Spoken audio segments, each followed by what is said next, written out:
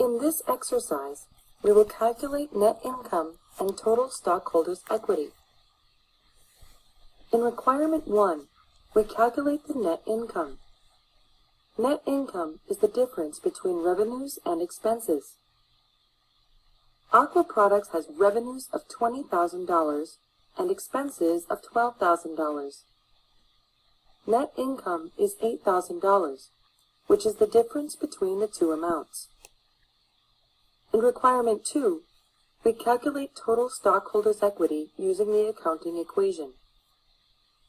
Rearranging this equation, we can calculate stockholders' equity as the difference between assets and liabilities. Aqua Products has assets of $90,000 and liabilities of $40,000. Total stockholders' equity, therefore, is equal to $50,000.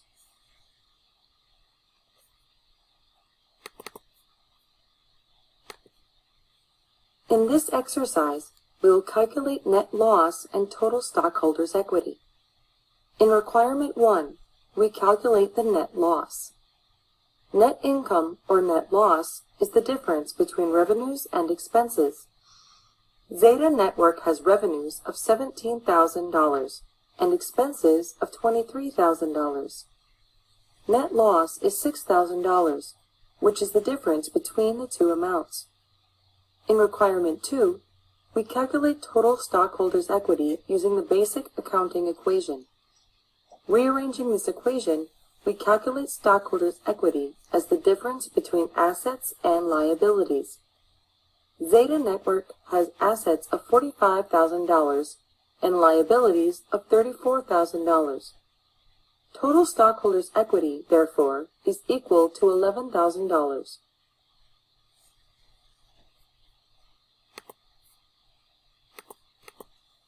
In this exercise, we will prepare an income statement using the appropriate accounts. To prepare an income statement, we need to consider revenues and expenses. From the account balances provided, we can see that Vital Accounting Services earned revenues of $12,000 during the month. The next item would be expenses. From the list of accounts, we see that the company incurred salaries expense of $4,000 and rent expense of $2,500. Therefore, total expenses equal $6,500. Net income is the difference between revenues and expenses. In this example, the difference between revenues, which is $12,000, and total expenses, which is $6,500, equals net income of $5,500.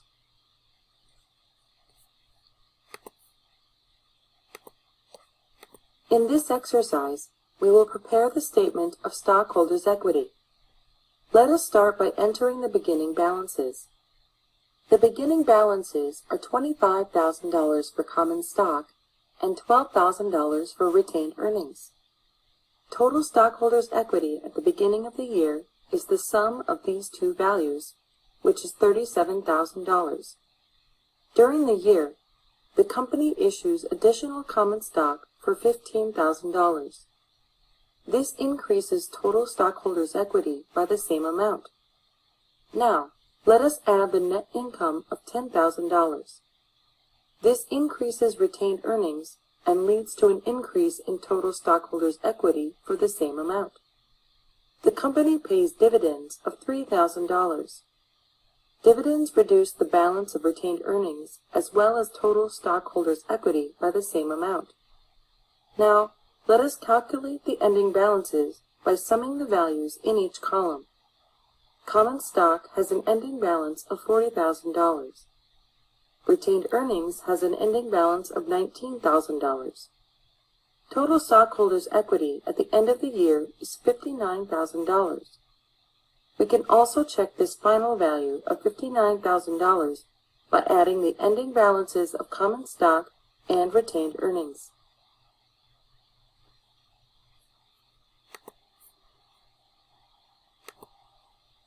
In this exercise, we will prepare a balance sheet. To solve this problem, we will identify the account types and categorize them into the accounts that appear in the balance sheet: assets, liabilities, and stockholders' equity. For dynamic consultants, assets include cash, land, and equipment, and liabilities include accounts payable and notes payable. Common stock and retained earnings are part of stockholders' equity. Note that the last two accounts, service revenue and salaries expense, are reported in the income statement. They do not appear in the balance sheet. We add the balances of cash, land, and equipment to get total assets of $60,000. We add the balances of accounts payable and notes payable to get total liabilities of $23,000. We then add the balances of common stock and retained earnings to arrive at total stockholders' equity. In this case, the retained earnings balance is unknown and can be calculated using the accounting equation. The accounting equation is assets equal liabilities plus stockholders' equity. We know that total assets of $60,000 equal total liabilities of $23,000 plus total stockholders' equity. The total stockholders' equity is the sum of common stock of $20,000 and retained earnings, which is unknown. Thus, by rearranging the accounting equation and moving all values except retained earnings to the left of the accounting equation, we calculate the retained earnings as $17,000. Substituting this value into the stockholders' equity section of the balance sheet, we add common stock and retained earnings and find that total stockholders' equity is $37,000. We can now check if the accounting equation is in balance, which is a requirement for a valid balance sheet. Total assets equal $60,000, and total liabilities and total stockholders' equity add up to $60,000. Therefore, the accounting equation is in balance, and the balance sheet is complete.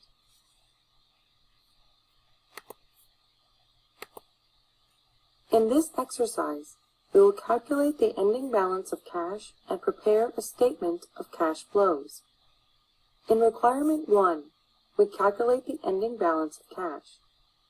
First, we enter the beginning balance of cash, which is $12,000. To this amount, we need to add all cash inflows and subtract all cash outflows. Note that cash outflows are amounts placed in parentheses. By adding cash inflows to the beginning balance and subtracting cash outflows from it, we calculate that the ending balance of cash is $70,000. This completes the first requirement. In Requirement 2, we prepare the statement of cash flows for the same accounting period. Remember that a statement of cash flows has three categories that cover three fundamental business activities. Operating cash flows include cash receipts and cash payments for transactions involving revenues and expenses. Investing cash flows generally include cash transactions for the purchase and sale of investments and productive long-term assets. Financing cash flows include cash transactions with lenders and stockholders. Let us look at each transaction and classify them into the three categories of business activities. $33,000 of cash received for sale of services is an operating activity involving revenues and is an inflow of cash. The next transaction involves a cash outflow of $5,000 for advertising. Advertising is an operating expense and therefore will be classified as an operating activity. In the next transaction, the company receives $10,000 cash by selling an unused warehouse. Remember that investing activities generally include cash transactions for the purchase and sale of investments and productive long-term assets. Therefore, we categorize this inflow of cash as an investing activity. Next, the company pays $15,000 to its merchandise suppliers. This is an expense relating to the normal operations of a company and is classified as a cash outflow in the operating activities section. In the next transaction, a sale of products to customers is a revenue activity. Therefore, it will be classified as a $60,000 cash inflow in the operating activities section. During the year, the company purchases factory equipment for $60,000. We classify this purchase of productive long-term assets as an investing activity. Next, the company borrows $75,000 from the bank. We classify this cash transaction with the bank as a financing activity. In the next transaction, the company pays $10,000 as dividends to stockholders. This is a cash transaction with the stockholders, and we classify this as a financing activity. In the final transaction, the company pays $30,000 as salaries to workers. Cash payments for transactions involving operating expenses are classified as operating activities. Now, let us calculate the net cash flows from each of these activities. To do this, we will add the cash inflows and subtract the cash outflows for each activity. Operating activities has net cash inflows of $43,000. Investing activities has net cash outflows of $50,000. And net cash inflows from financing activities equal $65,000. We total these three values to get the net increase or decrease in cash. We will add net cash flows from operating activities of $43,000, subtract net cash outflows from investing activities of $50,000, and add net cash flows from financing activities of $65,000 to get the net increase in cash of $58,000. By adding the beginning balance of $12,000 to the increase of $58,000 in cash, we calculate the end-of-year cash balance to be $70,000. Note that we obtained the same answer in Requirement 1. The statement of cash flows is now complete.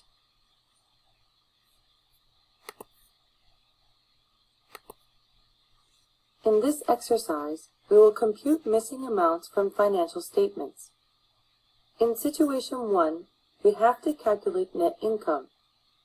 Net income is the difference between revenues and expenses. In this case, it is the difference between $45,000 and $33,000, which is $12,000. In Situation 2, we will calculate the amount of dividends. Note that both net income and issuance of common stock increase stockholders' equity, while dividends reduce it. Now, let us enter the known values. By rearranging the equation, we find that dividends for the period were $7,000. In the third situation, we calculate liabilities using the basic accounting equation. Assets equal liabilities plus stockholders' equity. Let us rearrange this equation to directly obtain liabilities. Substituting the values, we determine the liabilities to be $23,000. In the last situation, we have to calculate the net financing cash flows. Total change in cash for a period is calculated by adding cash flows from operating activities, investing activities, and financing activities. Here, we have all the values required to calculate the missing value. By rearranging the equation, we calculate the net financing cash flows as $9,000.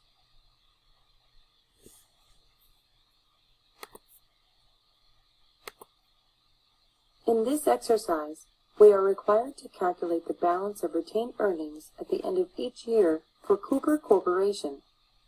From the information provided, let us start with the calculation of retained earnings for the first year. Retained earnings is an internal source of stockholders' equity. It represents the cumulative amount of net income earned over the life of the company that has been kept in the business, rather than distributed to stockholders as dividends. The balance of retained earnings is calculated by adding the beginning balance of retained earnings and net income, and then deducting dividends. Note that in this case, the beginning retained earnings for year 1 is $0, net income is $1,800, and dividends amounted to $600. By solving the equation, we determine the ending retained earnings for the first year to be $1,200. Next, we will calculate ending retained earnings for year 2. Note that the ending retained earnings of year 1 will be the beginning retained earnings for year 2. So, by adding $1,200 and $2,300, and then deducting $600, we arrive at the ending retained earnings for year 2 of $2,900. For year 3, the beginning retained earnings will be $2,900. For year 3, net income is $3,400, and dividends are $1,500. By solving the equation, we calculate the ending retained earnings for year 3 to be $4,800. Similarly, we will calculate for year 4 and year 5.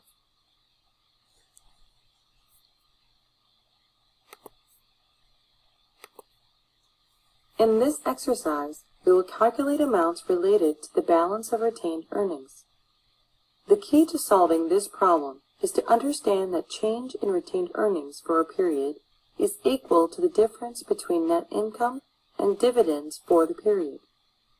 In the first scenario, we have the amounts for change in retained earnings and dividends.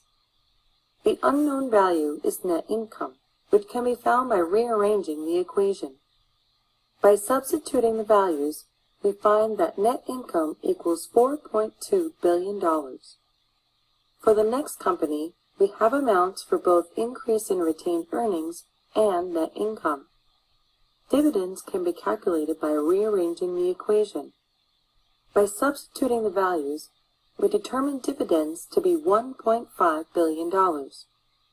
The next situation is similar, where we have to calculate the amount of dividends. We are given the change in retained earnings and net income. By substituting the amounts, we find that Spice did not pay any dividends during the year.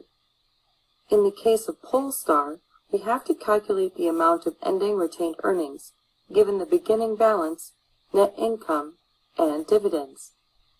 By adding net income and subtracting dividends from the beginning balance, we calculate the ending retained earnings balance. Since there was a net loss, we will subtract it. By substituting the values, we calculate the ending retained earnings balance to be minus $3 billion. In the final scenario, we have to calculate the beginning balance of retained earnings, given the ending balance, net income, and dividends. By subtracting net income and adding dividends to the ending balance, we calculate the beginning retained earnings balance. By substituting the values, we can see that the beginning retained earnings balance is $1.8 billion.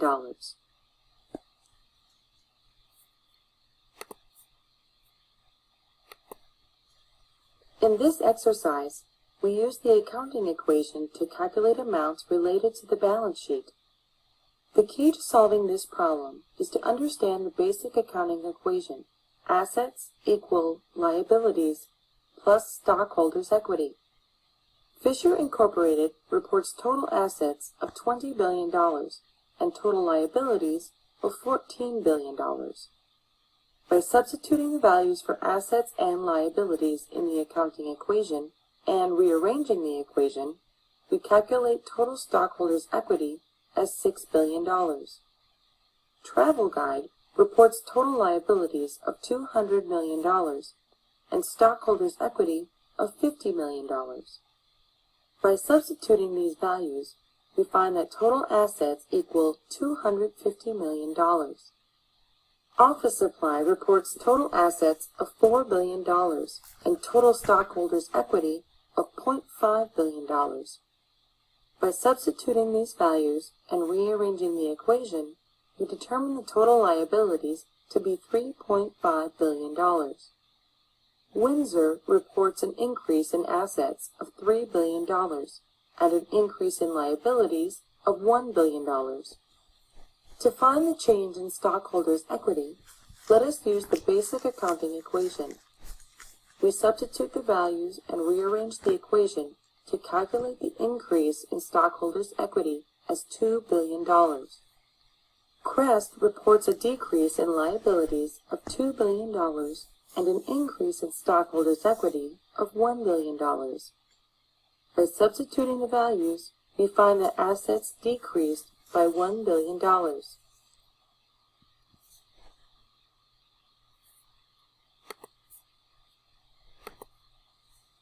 In this exercise, we will analyze cash flows for each of the following transactions. To solve this exercise, remember that the total change in cash for a period is equal to the sum of cash flows from operating, investing, and financing activities during the period. Venus Dredging reports operating cash flows of $5 billion, investing cash flows of $1 billion, and financing cash flows of minus $6 billion. By substituting these values into the equation, we calculate the amount of the change in total cash to be $0. In this example, financing cash flows completely offset cash flows from operating and investing activities. Complete Foods reports operating cash flows of $0.5 billion, investing cash flows of $0.75 billion, and a change in total cash of $1 billion. By substituting these values into the equation, we find that cash flows from financing activities equal minus $0.25 billion. MoneyMint reports operating cash flows of $4.5 billion, investing cash flows of minus $1 billion, and financing cash flows of minus $3 billion. We know the beginning cash balance is $0.5 billion. To this, we add cash flows from operating, investing, and financing activities to calculate the ending cash balance. By adding the values in the equation, we find that the ending balance of cash is $1 billion. Petro Global reports operating cash flows of $4 billion, financing cash flows of $3.1 billion, and a change in total cash of $6.5 billion. By substituting the values into the equation, we calculate the cash flows from investing activities to be minus $0.6 billion. In the final situation, we know that Network Partners reports investing cash flows of minus $1 billion, financing cash flows of $0.5 billion, and a change in total cash of $3 billion. By substituting the values and rearranging them, we calculate the cash flows from operating activities to be $3.5 billion.